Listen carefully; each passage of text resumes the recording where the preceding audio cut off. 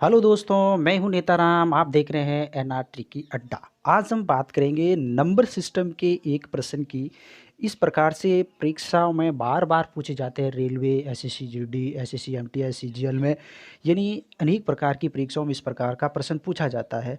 और वहाँ पर अच्छे अच्छे जो धुरंधर होते हैं वो यहाँ पर मात खा जाते हैं। लेकिन हमें क्या करना है, हमें इस प्रश्न को इस प्रकार से हैंडल करना, हमें समझना है, हमें कॉन्सेप्ट जानना है इसका कि इसका कॉन्सेप्ट क्या है। तो इसका कॉन्सेप्ट ये है, अगर ऐसा प्रश्न दिया हुआ है √6 माइनस √6 माइनस √6 माइनस √6, इस प्रकार से ये सीरीज आगे चलती है, यानी ये माइनस में सीरीज चल रही है, किस में चल रही है, नेगेटिव में चल रही है। और कोई सीरीज प्लस में यानी पॉजिटिव में भी चलेगी। तो नेगेटिव और पॉजिटिव का हमें इसमें अंतर समझना है। तो सबसे पहले हम अंतर समझते हैं कि भाई पॉजिटिव अगर सीरीज है तो हमें किस प्रकार से उत्तर देना है, अगर नेगेटिव सीरीज चल रही है तो हमें किस प्रकार से उत्तर देना है। तो ये नेगेटिव में सीरीज चल रही है, यानी ये 6 है, इस 6 के हमें ऐसे मल्टीपल करने हैं जिसका अंतर 1 होना चाहिए, जिसका अंतर 1 होना चाहिए। यानी अगर मैं इस 6 का ऐसे 2 में फैक्टर करूं, यानी 6 के मैं ऐसे 2 फैक्टर करूं जिसका अंतर कितना होना चाहिए, 1 होना चाहिए। यानी मैं इसको 2 गुणा 3 लिख सकता हूँ।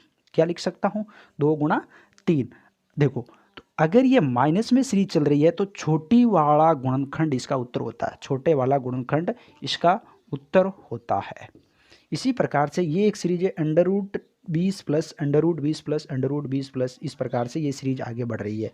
अगर हमें इस प्रश्न का उत्तर देना है तो ये सबसे पहले तो ये प्लस में सीरीज चल रही है, और अगर हमें 20 के ऐसे फैक्टर करने हैं, 20 के ऐसे फैक्टर करने हैं जिसका अंतर 1 हो, जिसका डिफरेंस 1 हो, यानी मैं इसका अंतर 4 गुणे 5, यानी 4 और 5 का अंतर 1 है। अगर ये प्लस में सीरीज चल रही है तो बड़ा वाला गुणनखंड इसका उत्तर होगा, बड़ा वाला गुणनखंड, यानी इसका उत्तर क्या हो जाएगा, 5 हो जाएगा। अगर इसी प्रकार से हम तीसरे प्रश्न की बात करें, यानी √72 प्लस √72 प्लस √72, इस प्रकार से ये सीरीज आगे बढ़ रही है। अगर हमें इस सीरीज का उत्तर देना है, यानी ये प्लस में सीरीज चल रही है, अगर हमें इसका उत्तर देना है तो सबसे पहले हमें 72 के फैक्टर करने हैं जिसका अंतर कितना होना चाहिए, 1 होना चाहिए। यानी 8 गुणा 9, 8 और 9 में 1 का अंतर है, अगर दोनों का गुणा करते हैं आपस में तो 72 बनता है। अगर ये प्लस में सीरीज चल रही है तो यानी बड़े वाला गुणनखंड इसका उत्तर हो जाएगा, यानी इसका उत्तर 9 हो जाएगा। इसी प्रकार से प्रश्न नंबर 4 की बात करते हैं। अगर 72 माइनस अंडर रूट में दिया हुआ है √72 माइनस √72, इस प्रकार से सीरीज आगे बढ़ती है।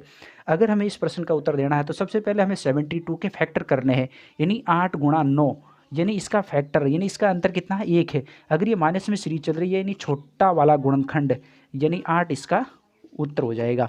इसी प्रकार से अगर पाँचवें प्रश्न की हम बात करते हैं, अगर हम पाँचवें प्रश्न की बात करते हैं, ये दिया हुआ है √3 माइनस √3 माइनस √3, यानी 3 के ऐसे गुणनखंड करने हैं जिसका अंतर 1 होना चाहिए।